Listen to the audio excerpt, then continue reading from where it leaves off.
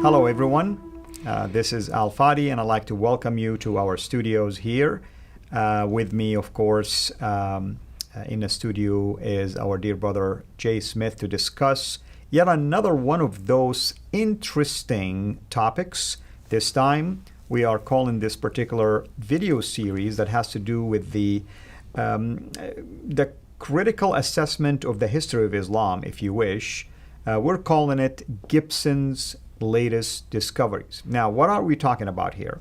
Dan Gibson, if you've been watching any of our previous basically video series on the unknown history of Islam, or what we called also the Qibla controversy, we zoomed in on the findings of our dear brother Dan Gibson, who did studies using the Quran and analyzed the geography of the Quran and discovered that there is something interesting when he focused on the towns that supposedly surrounding the the community of Muhammad and Mecca and so on and so forth, and discovered that it's much further north than you probably would assume it to be, meaning that Mecca, as we know it today, is way south. These towns and those historical stories that Islam or the Quran is trying to present talk about stories of individuals or towns or people group that are much north. Later on, of course, he discovered that Petra is the ideal location for such area. In fact, he would argue that Petra could be the original basically place of the birth of Islam, or what we call the original Mecca, if you wish. And we took it from there and we began to explore certain things from his own assessment and analysis, so on and so forth. So this is an ongoing, by the way, research by Gibson. He's going to discover many other things. Today, we are going to unpack the most recent discoveries that he have basically revealed, and we want to definitely take these extremely important findings and give him a much wider platform as well. That's the reason why we're calling it Gibson's recent discoveries. And as a result of this, expect more series along these lines as more and more evidence or discoveries will arise. Dr. J. Smith, thank you again for joining me. This is always exciting series, and people really has been complimenting us on many of these information that we've been sharing. Well, this is it is a joy for all of us, because if you're talking about history, because of the fact that it happened in the past, it needs to be investigated. And we always say the historical critique, we want to look at names, dates, places, and events. Those are the four things: names, dates, places, and events. Of course, we also want to look at times factors. So when we have what Dan Gibson has done, and this is why we thank Dan Gibson for all the great work he has done, certainly between 89 to 2004, but as he's continuing up until 2019, he's still coming back. And we're going to do a number of these. As you say, this is now December 2019. We're going to be doing this in the spring of 2020. We'll probably do another one in the fall of 2020, because there is so much new material now starting to ramp it up as more people are getting involved. Not just Dan Gibson. Other people are now starting involved in this whole question concerning where did Islam really begin. And it looks like more and more what we're finding is when we read this book, the Quran, and when we look at the traditions, the descriptions in this book about these people that this prophet is having contact with, the areas that he lived, the places that he went to, the kind of vegetation that exists around all this is not pointing to Mecca at all. It's pointing to somewhere much further northwest, 600 miles further north, Correct. The Nabatean area. So what we're going to do is we're going to keep on, you're right, we're going to keep on just bringing this new material to you who are watching this so that you can keep up to date with all that research that's going on. This one, what we're going to do now in December of 2019, will be updated in the subsequent series that we're going to do. Let's just take a look and let's understand. Now, to do that, we need to back up to what we did in our original series, looking at what Abdul Malik needed. Abdul Malik, who was, I would suggest he was a Nabatean. He lived north of Petra. He lived way up in Damascus. But he was an Umayyad caliph. He was probably the greatest of the Umayyad caliphs, ruled from 685 to 1205, and he was the one that created the whole Arab identity. Remember, we talked about this. And in creating the Arab identity, he first needed to create a man, a prophet, because the Nabateans, the Arabs, didn't have a prophet. The Nabateans didn't have a prophetic line. They didn't have also any revelation like the Jews and the Christians, who were their cousins. The Jews and the Christians, they had a prophetic line through Isaac. They also had revelation, the Old and the New Testament, Old for the Jews, the New for the Christians. They needed to have that kind of identity. They already now controlled that whole swath of land that Abd al-Malik, by that time, he controlled the swath of land from Andalusia all the way over to India. That was an enormous amount of land, but they had nothing to show for it as far as their identity. And that's why he needed a man. And that's why he builds the Dome of the Rock. We talked about this, puts it above the Church of the Sepulchre. And we're going to introduce that a bit more. We're going to unpack that. So once he found he got a man, and he introduced him on that Dome of the Rock. That's where he introduced the name, Muhammad. He also introduced it on coins. That's another series that we've done, is looking at the coins, where that is introduced with him. He is the one that introduced it. On the same year, actually a year later, after he introduced it on the Dome of the Rock and on the protocols, he then introduces the man's name. There's his prophet. And of course, then they needed a book, because a prophet has to have a revelation. Every prophet has a revelation. Where was this revelation? And that's why the Quran starts to begin put together. And we're doing a whole other series on when the Quran, the manuscripts that have been put together. In fact, we're going to be doing a great one on looking at where are these earliest manuscripts, how many are they. That's something that we're going to really tackle, because they claim that there are not just 6 manuscripts now. They're claiming more, and we're going to look at every one of them. This is exciting. But once you have the man, then you have the book, then you need to have the place. Well, the place was already there. The place was already there. The place already existed for Abd al-Malik. That was not a problem. He didn't need a place. The place was right there in Petra. That's right. And the narrative today, though, does not say it's in Petra at all. They put it to Mecca. And that's where Gibson has really been helpful, because certainly not to begin with. When you look at all the evidence that we've looked at all the qiblas of the mosques, 20 qiblas of mosque, ancient mosques from the 7th and 8th century, the earliest mosques, in fact, all the earliest mosques, their qiblas, their direction of prayer, are all facing Petra. So certainly the qiblas have given that away, and that's why Gibson was so good, because he was able to go back and look at all those mosques and actually go and do the coordinates. Do all the coordinates, modern coordinates. No, so you have the Qibla facing that city. Then you need also to look at what else has been found. Now, once you look for this place, you need to go back and see. Let's look at Petra, and let's look at some things that I would like to specifically pinpoint. Let's put the slide up here to see what we're talking about. Petra. One of the great things about Petra is that it fits the biblical account. Right.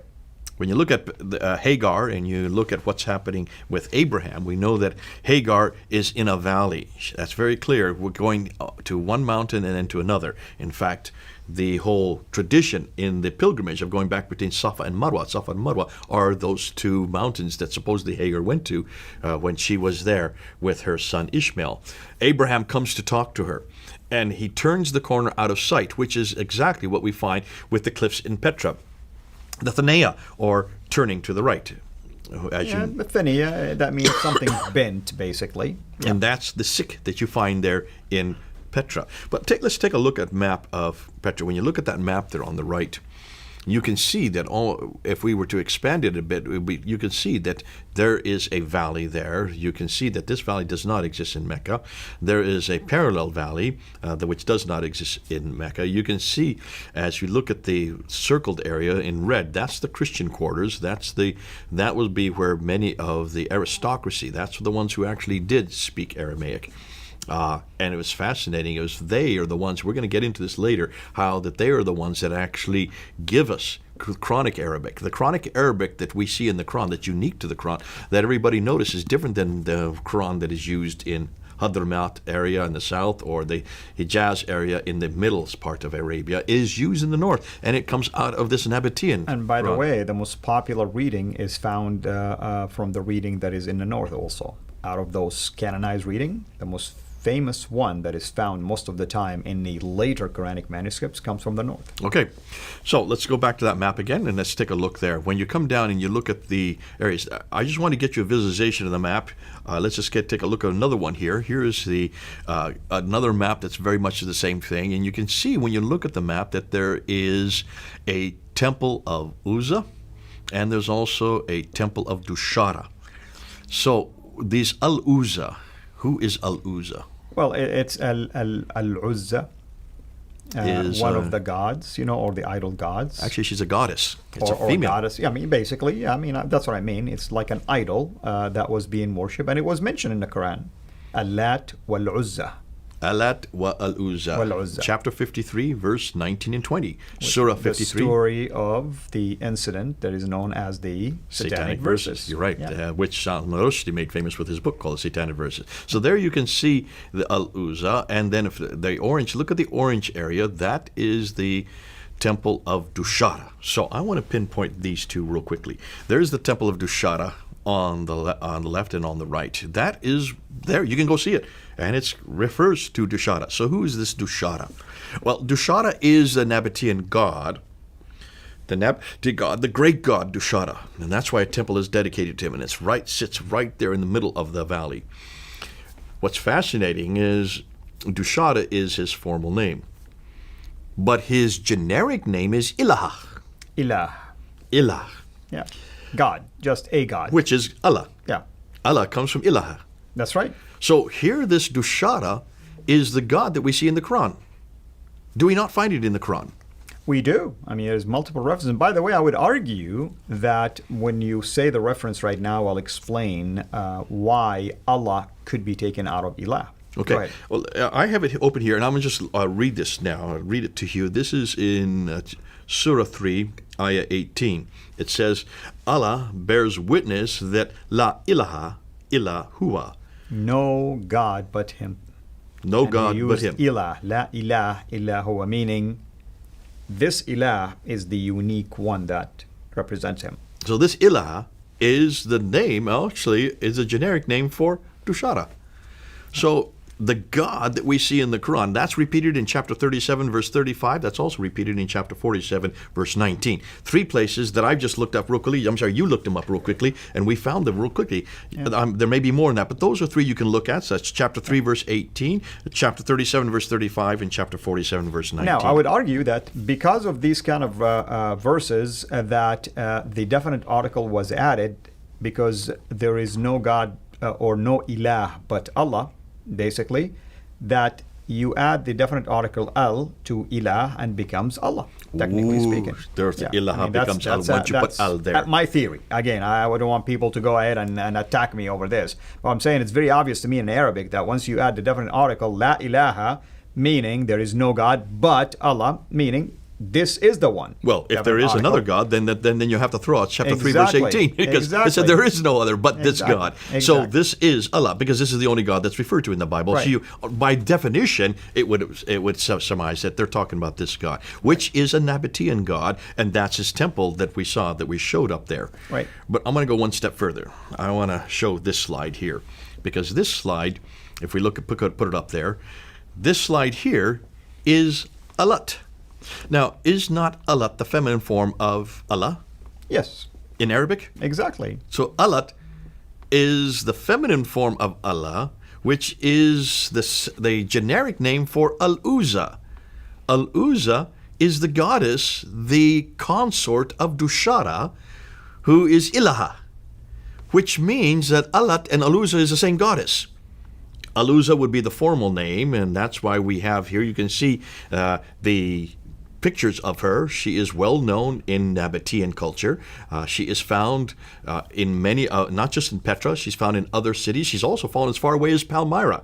So all over, she is very popular. She is the wife of Dushara, who is Ilaha, who is Allah. Alat is her generic name, as Ilaha or Allah is the generic name for Dushara. So here you have Dushara, the god of the Nabateans, has a wife.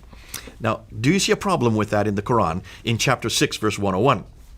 Well, I mean, certainly there is a big case to be made, but let me play the devil's advocate right now. I mean, I would like for you to unpack this. You know, somebody come back and push against this. Wait a minute, the Quran was very specific. Allat wa al-Uzza, two, not the same one.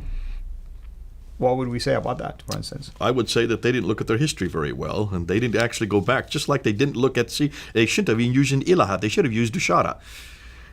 There's the problem. Whoever wrote the Quran were writing it, looks like in the 8th century. They were not going and actually unpacking it. It looks like, in this case, they did not understand what the God of Islam. So technically what you're saying, there is the feminine God and the masculine God. Feminine God and masculine Husband God. and wife. Except if they'd really gone to Petra, they would have seen there are actually two different temples. And it's according to the Nabatean writings, this is the wife of Dushara.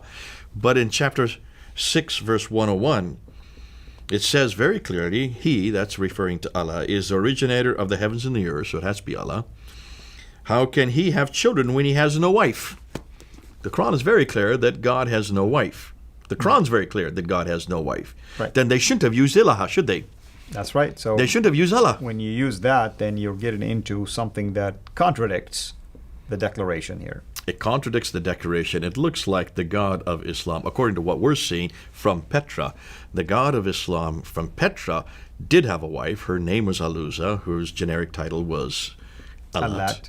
And of course, Dushara would have been the god of the Petra, whose generic title is Ilaha. So really, we're talking about a god who, in the Quran, that only has a title. That's not his name. That's right, and that's very clear, by the way. I mean, no one can argue that this is his proper name. It's just a title. It's just a title, the god. I'd like to know his name. Yep. Can you see? It's great as we're doing unpacking this, and we're going to get even better. We need to go and we need to shut this one down for now. What I'd like to do when we come back is to start to look at the different stages of the Hajj. Can we find these stages in Petra? And that will be interesting. So thank you so much, of course, for this exciting introduction to this series. And as you can see, there is more and more discoveries that are being made, and we would like really to keep up with those latest discoveries. That's why we called it Gibson's latest discoveries. There is a reason why we're calling it this way. Obviously, in every video, as our standard, you'll read the description of that video and you'll know what exactly is covered under that particular video in case you're interested just in a specific thing to watch. Until you join us next week, have a blessed day. Thank you for watching. Please like our video, and we encourage you to subscribe to our YouTube channel, Sira International. And be sure also to click the bell so that you receive notifications whenever we upload new videos into the channel. And finally, I like to prayerfully encourage you to become a patron through Patreon. Your giving is much needed and will enable us to produce more and more of videos like this so that we can publish them on a weekly basis. So thank you in advance.